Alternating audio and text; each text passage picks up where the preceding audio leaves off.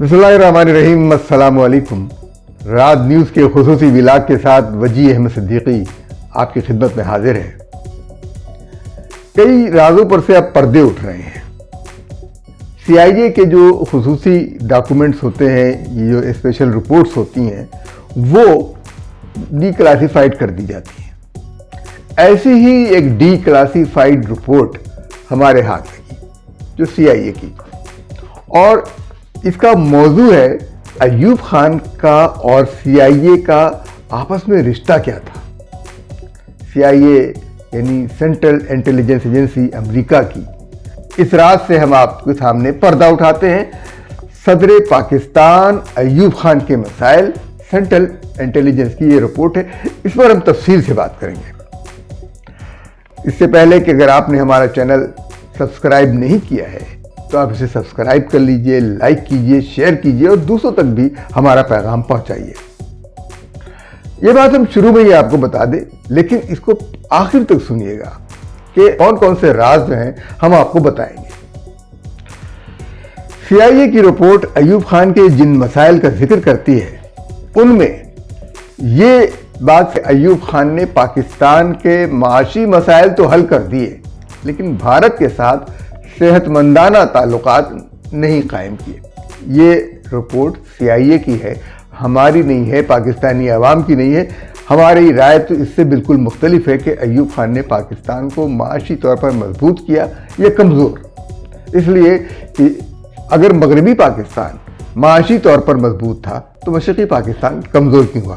چلیے، سی آئی اے اپنی رپورٹ میں دوسری بات یہ لکھتا ہے کہ ایوب خان سی آئی اے اور امریکہ کی ہر بات مانتے تھے، لیکن کشمیر پر سی آئی اے کا مشورہ انہیں قبول نہیں تھا۔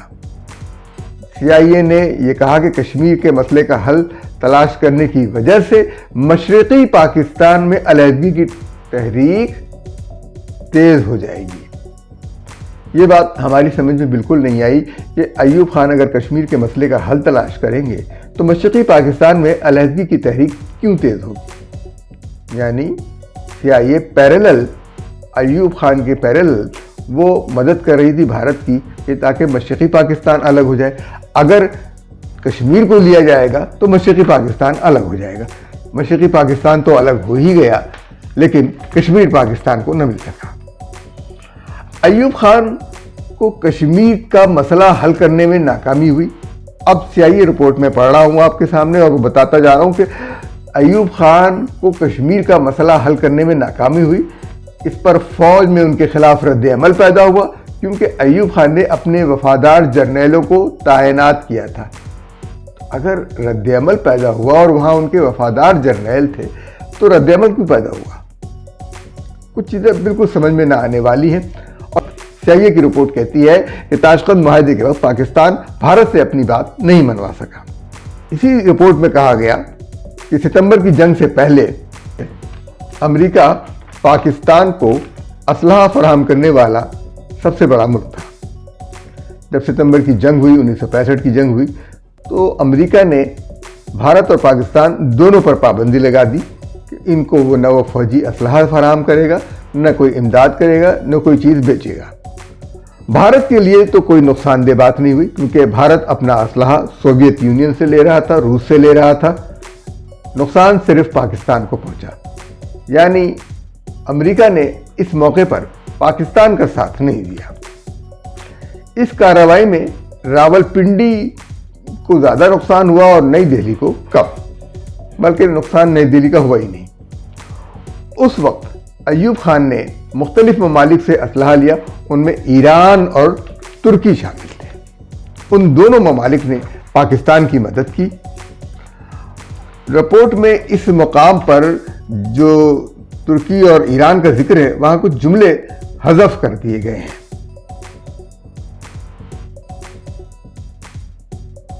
یہاں پر سے وہ اس رپورٹ میں سے وہ جملے نکال دیے گئے ہیں جو ایران اور ترکی کے حوالے سے بتائی جا رہی ہے بات۔ اس موقع پر امریکہ نے پاکستان کو اس کی ضرورت کے مطابق نہ کوئی رقم دی، نہ کوئی اسلحہ۔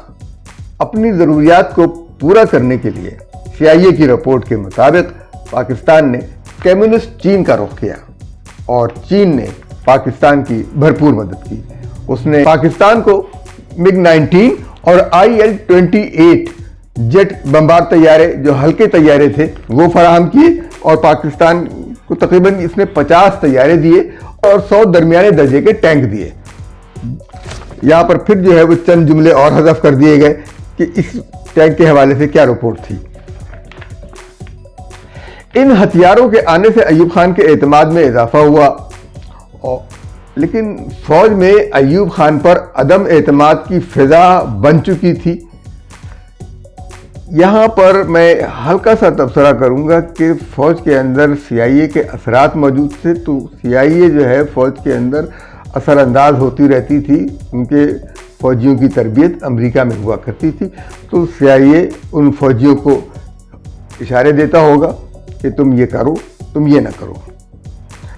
جیسا کہ CIA رپورٹ میں کہا گیا کہ فوج میں ایوب خان پر عدم اعتماد کی فضا بن چکی تھی اور ایوب خان پر لوگ اعتماد نہیں کر رہے تھے، اور تاشقند کے معاہدے میں کشمیر پر بھارت نے مذاکرات کرنے سے انکار کر دیا تھا، اور تاشقند کے معاہدے میں کشمیر کا ذکر تک نہیں ہے۔ تاشقند کا معاہدہ ایوب خان کی کامیابیوں کو کھا گیا۔ CIA کی رپورٹ کہتی ہے کہ اس ناکامی کا الزام انہوں نے اپنی کابینہ کے 2 ارکان پر ڈالنا چاہا اور ان سے استعفیٰ طلب کیا۔ ان کے وزیر خارجہ بھٹو ان سے بیماری کی رخصت لے کر جا چکے تھے۔ یہاں پر کئی جملے حذف ہیں، بھٹو صاحب کے ذکر کے ساتھ ساتھ کئی جملے نکال دیے گئے ہیں، یعنی راز کی بات راز ہی رہ گئی، لیکن بہرحال بات سمجھ میں آ رہی ہے کہ اور دوسرے اہم رکن جو ہے وزیر خزانہ شعیب تھے، جو اس حوالے سے ان پر انہوں نے الزام ڈالا۔ جو مغرب نواز تو مشہور تھے، انہوں نے جولائی 1966 میں استعفیٰ دے دیا، لیکن ان کی جانب سے وفا شکنی کا کوئی ثبوت نہیں ملتا، یعنی کہ ایوب خان کے خلاف انہوں نے کوئی تحریک نہیں چلائی، جبکہ بھٹو صاحب ایوب خان کے خلاف ڈٹ کے کھڑے ہو گئے۔ بھٹو کی برطرفی کے بعد امریکی امداد بحال ہوئی، جس سے یہ تاثر ملا کہ بھٹو کی برطرفی امریکی دباؤ پر ہوئی تھی۔ یہ CIA رپورٹ خود بتا رہی ہے، اس رپورٹ کے اندر یہ ساری باتیں درج ہیں۔ بھٹو بھارت کے خلاف ایک اتحادی کے طور پر چین کے قریب جانے کو ترجیح دیتے تھے۔ چین کے ساتھ رابطہ بھی بھٹو صاحب کا ہی کارنامہ تھا ایوب خان کے زمانے میں۔ انہوں نے چین کی طرف جانے کو ترجیح دی، جبکہ وزیر خزانہ شعیب امریکی امداد بند نہیں کروانا چاہتے تھے۔ بھٹو ایوب خان کے کھلے حریف بن گئے۔ رپورٹ میں لکھا ہے کہ بن سکتے تھے۔ نواب کالا باغ بھی ایوب خان کے خلاف ہونے لگے۔ ان کو شکایت یہ تھی کہ ایوب خان صوبائی معاملات میں بہت زیادہ مداخلت کر رہے ہیں۔ نواب کالا باغ مغربی پاکستان کے گورنر تھے، اور مغربی پاکستان کا گورنر صوبے کے معاملات کی بات نہیں ہوتی تو پورے پاکستان کے اندر ہی تقریباً معاملات۔ ایوب خان اگر ان معاملات میں مداخلت نہ کرتے تو ان کی صدارت کا کیا مقصد رہ جاتا۔ ایوب خان کی اقتصادی ترقی کا بھانڈا یوں پھوٹا کہ 1950 کی دہائی میں پاکستان کے 5 سالہ ترقیاتی منصوبوں کے لیے کل ترقیاتی فنڈ کا نصف سے بھی کم حصہ غیر ملکی ذرائع سے آتا تھا۔ 1965 سے 1970 کے دوسرے 5ویں منصوبے کے لیے 29 ارب ڈالر دیے، اور 1967 کے لیے امریکی امداد 140 ملین ڈالر تک پہنچی تھی۔ یہ امریکی امداد تھی پاکستان کے لیے۔ سیاسی مخالفین کو کچلنے کے لیے ایوب خان نے کسی ہچکچاہٹ کا کبھی اظہار نہیں کیا، کبھی وہ رکے نہیں، انہیں کبھی کوئی جھیپ شرم نہیں آئی۔ تمام اپوزیشن جماعتیں ایوب خان کو ایک عامل کے طور پر پیش کرتی تھیں، کہ یہ ان کی مدد بھی کرتی تھی، ان کے ساتھ رہتی بھی تھی۔ ایوب خان نے قرآن کے مطابق آئین کو، قانون کو بنانے سے روک رکھا تھا۔ عوامی لیگ کے حوالے سے کہا گیا کہ یہ مغربی پاکستان اور مشرقی پاکستان کے درمیان اختلاف کی وجہ ہے، یعنی یہ اختلاف انہوں نے پیدا کیا۔ CIA نے اپنی رپورٹ میں محترمہ فاطمہ جناح کو ناتجربہ کار کہا، اور کہا کہ وہ اپنی ناتجربہ کاری کی وجہ سے شکست کھا گئیں، حالانکہ اصل میں شکست دھاندلی کی وجہ سے ہوئی تھی۔ CIA نے یہ دانستہ طور پر ایوب خان کی حمایت کی۔ اور اس کے بعد اس نے کہا کہ اس وجہ سے کہ ان کی ناتجربہ کاری تھی تو سیاسی اتحاد ٹوٹ گیا۔ CIA رپورٹ یہ بھی کہتی ہے کہ اپوزیشن کا کوئی لیڈر ایوب خان جتنا مقبول نہیں تھا، یعنی محترمہ فاطمہ جناح کی مقبولیت کو وہ تسلیم ہی نہیں کر رہی تھی۔ گویا محترمہ فاطمہ جناح کو الیکشن میں ہرانے کی ذمہ داری CIA پر بھی عائد ہوتی ہے۔ مشرقی پاکستان کا ذکر کرتے ہوئے CIA رپورٹ کہتی ہے کہ ایوب خان کے لیے سخت خطرہ تھا۔ علیحدگی پسند تحریک یہاں چل رہی تھی، وہ مکمل آزادی چاہتے تھے۔ مشرقی پاکستان کے لوگوں کی اکثریت بنگالی ہے اور ان کی مغربی پاکستان کے لوگوں کے ساتھ کوئی مماثلت نہیں۔ یہ ہم نہیں، یہ CIA رپورٹ کہہ رہی ہے۔ اس کا مطلب یہ ہے کہ پوری بھرپور تیاری تھی مشرقی پاکستان کو الگ کرنے کی، اور CIA یہ ذہن ان کا بنا رہا تھا۔ CIA رپورٹ یہ کہتی ہے کہ مشرقی پاکستان والے چاہتے ہیں کہ مغربی پاکستان زر مبادلہ میں ان کا حصہ دے، مشرقی پاکستان کا حصہ دے۔ مشرقی پاکستان زیادہ کماتا ہے اور اس کی آبادی بھی زیادہ ہے، اس لیے اس کو حصہ بھی زیادہ ملنا چاہیے۔ یہ CIA رپورٹ تھی۔ اس کا مطلب ہے کہ وہ مشرقی پاکستان کے اندر وہ یہ ذہن سازی کر رہے تھے۔ ستمبر کی جنگ میں جب امریکہ نے پاکستان کی مدد نہیں کی تو مغربی پاکستان کی طرف سے مشرقی پاکستان کے تحفظ کا کوئی اقدام نہیں کیا گیا، اور بہت سے بنگالیوں کا خیال تھا کہ ایوب خان نے انہیں بے یار و مددگار چھوڑ دیا ہے، جبکہ ایوب خان کو یہ پٹی پڑھائی گئی تھی کہ مشرقی پاکستان کا دفاع مغربی پاکستان سے کیا جائے گا۔ مشرقی پاکستان کے دفاع کے لیے صرف ایک ڈویژن فوج تھی۔ مشرقی پاکستان کے نزدیک کشمیر کا حصول ایک بیکار کوشش تھی۔ یہ اب ان کے ذہنوں میں ڈالا گیا تھا کہ کشمیر کا حصول بیکار تھی، ہمیں پال نہیں پا رہے اور کشمیر لینا چاہتے ہیں۔ اس معاملے میں دلچسپی ان کی بہت کم تھی۔ مغربی پاکستان کے اس فلسفے پر وہ یقین نہیں کرتے تھے کہ 1000 میل دور مغربی پاکستان سے ان کا دفاع کیسے ہو سکتا ہے۔ CIA کی رپورٹ کہتی ہے کہ مشرقی پاکستان میں غیر بنگالی اعلیٰ عہدوں پر بیوروکریسی میں تھے، مغربی پاکستان کا غلبہ تھا، دونوں صوبوں میں زبان اور ثقافت کا فرق، شیخ مجیب کے 6 نکات اور ایوب خان سے مشرقی پاکستان کو ترقیاتی فنڈز نہیں مل سکے۔ یہ رپورٹ میں آپ کے سامنے جو کی تو پیش کرتا چلا جا رہا ہوں، آپ اس کا تجزیہ خود کر لیجئے۔ آخر میں اور جو سنسنی خیز انکشاف ہے وہ کروں گا۔ کیا یہ رپورٹ میں یہ بتایا گیا کہ مشرقی پاکستان میں کوئی ترقیاتی پروجیکٹ اس لیے نہیں قائم کیا گیا کہ اس پر خرچہ بہت آتا تھا۔ بنگالی زیادہ پڑھے لکھے لوگ تھے، زیادہ ہنرمند تھے، اس کے باوجود CIA کی رپورٹ کہتی ہے کہ بنگالی زیادہ پڑھے لکھے لوگ نہیں تھے اور اس لیے ان کا ملازمتوں میں حصہ کم تھا، جبکہ حقیقت یہ ہے کہ بنگالی زیادہ پڑھے لکھے لوگ تھے لیکن ان کو ملازمتوں میں حصہ دیا ہی نہیں جا رہا تھا۔ اب اس زہر کو کس طریقے سے مغربی پاکستان کے اندر پھیلایا گیا، لوگوں کے کانوں میں ڈالا گیا کہ بنگالی پڑھے لکھے لوگ نہیں ہیں، حالانکہ حقیقت اس کے بالکل برعکس تھی۔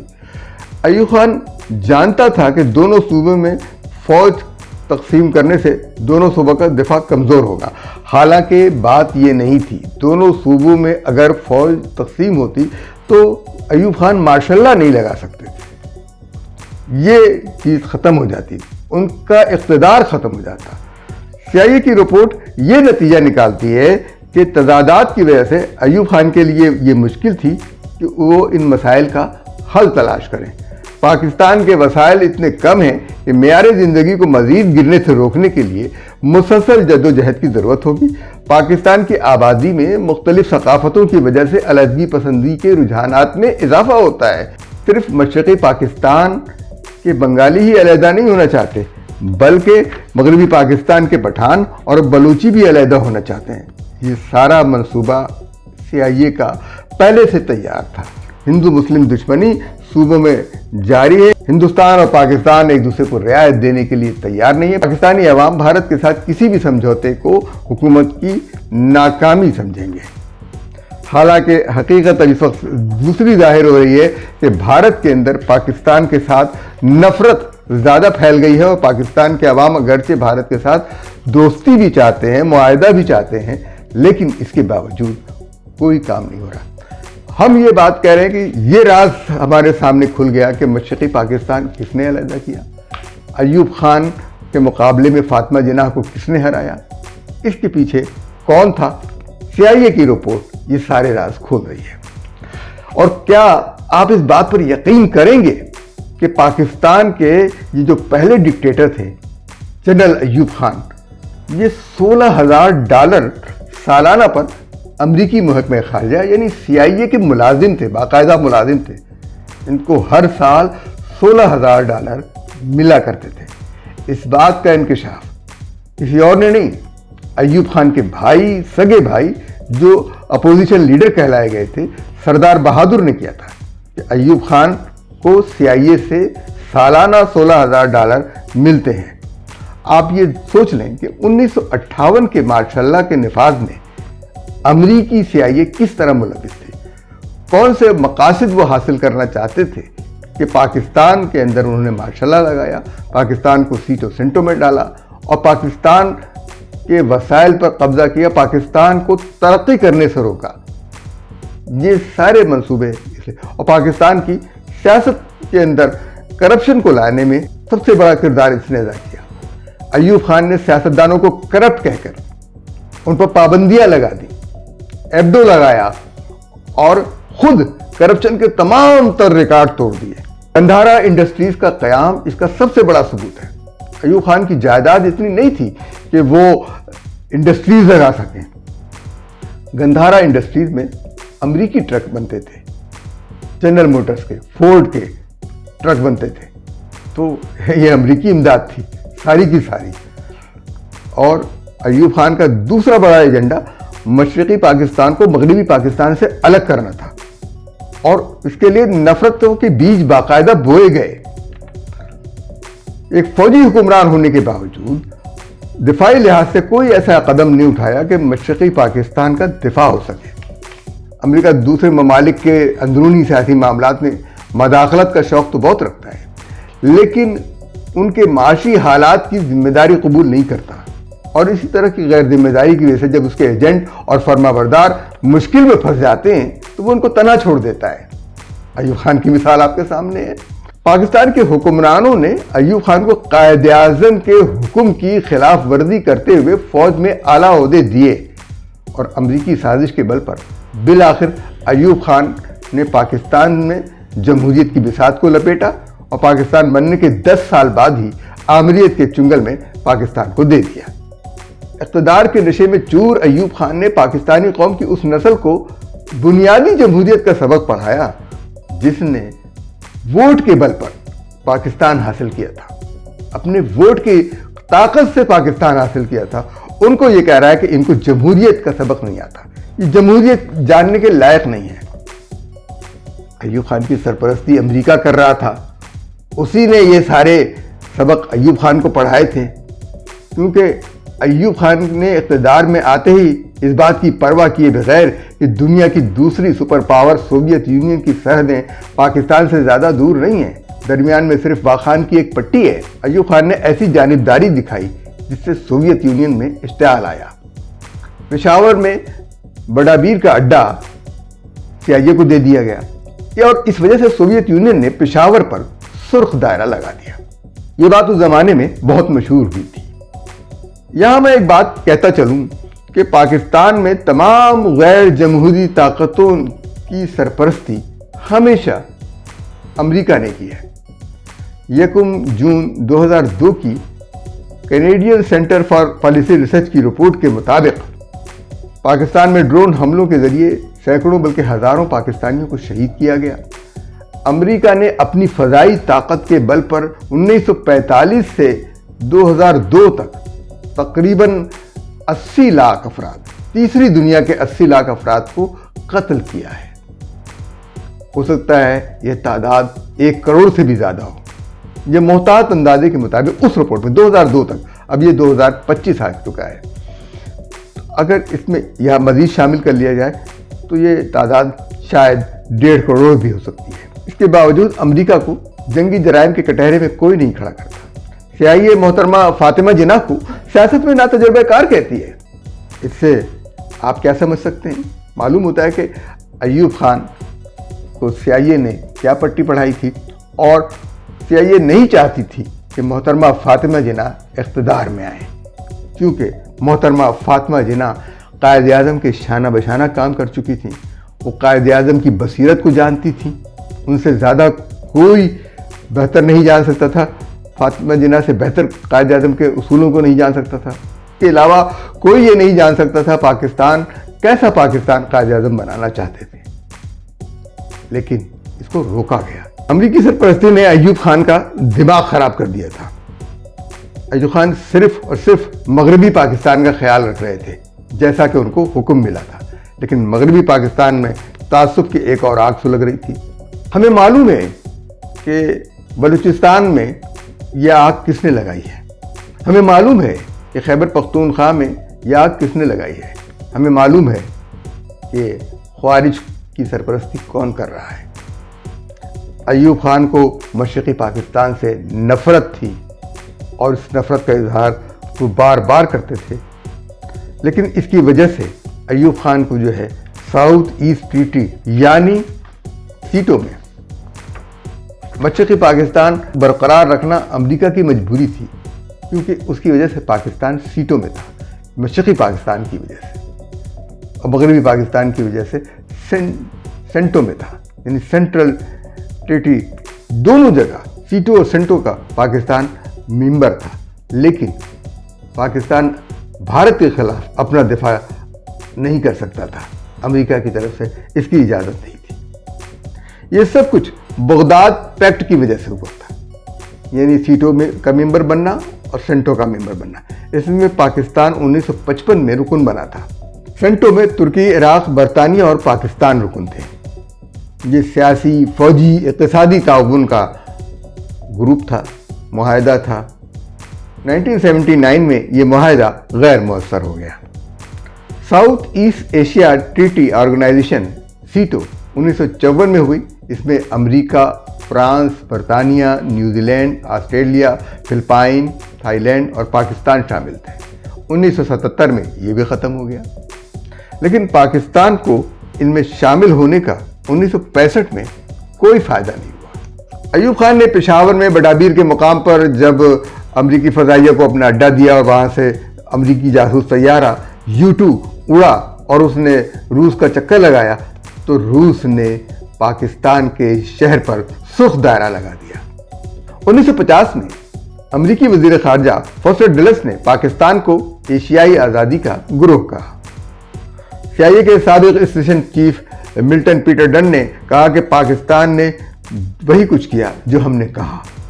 1962 میں جب بھارت کی چین سے جنگ ہو رہی تھی تو ایوب خان نے عملاً چین کا ساتھ دینے کے بجائے بھارت کا ساتھ دیا، اور اس وقت کشمیر پر قبضہ کیا جا سکتا تھا، لیکن ایوب خان نے اس موقع کو گنوا دیا کیونکہ امریکہ کو یہ منظور نہیں تھا۔ امریکہ نے معاہدے کے باوجود پاکستان کی فوجی امداد کو بند کر دیا تھا، لیکن جب ایوب خان کو بچانے کا وقت آیا تو امریکہ ایوب خان کو تنہا چھوڑ کر الگ کھڑا ہو گیا تھا۔ ایوب خان کا ایک جونیئر ان سے اقتدار کی چابیاں مانگ رہا تھا، اس نے ایوب خان کا بنایا ہوا 1962 کا دستور بھی پھاڑ کر پھینک دیا۔ مغربی پاکستان دوبارہ 4 صوبوں میں تقسیم کر دیا گیا، لیکن اس تقسیم میں زمینی حقائق کو نظر انداز کر دیا گیا۔ کراچی جو پہلے ملک کا دارالحکومت تھا اور دارالحکومت اسلام آباد منتقل ہونے کے بعد اپنی حیثیت کھو بیٹھا تھا، یہاں تک کہ جب مغربی پاکستان کا صوبہ بنایا گیا تو کراچی کو دارالحکومت بنانے کے بجائے لاہور کو دارالحکومت بنا لیا گیا اور کراچی کو نظر انداز کیا گیا، جس کے خوفناک نتائج مشرقی پاکستان کی علیحدگی کی صورت میں نکلے۔ یحییٰ خان نے مغربی پاکستان کو 4 حصوں میں تقسیم کیا، لیکن یحییٰ خان کی پالیسیوں نے ملک کو 2 حصوں میں تقسیم کر دیا اور ملک کا ایک بازو کٹ کے رہ گیا۔ ایوب خان راولپنڈی اور اسلام آباد کی سڑکوں پر ٹہلنے کے لائق بھی نہیں رہے۔ یہ داستان تھی، یہ راز تھا، اور ہمیں اور ہمارے حکمرانوں کو یہ چاہیے کہ اس وقت مراعات یافتہ طبقے نے عوام سے جینے کا حق چھین لیا ہے۔ وہ اپنی مراعات اگر چھوڑ دیں گے تو ملک بھی بچ جائے گا اور وہ بھی بچ جائیں گے۔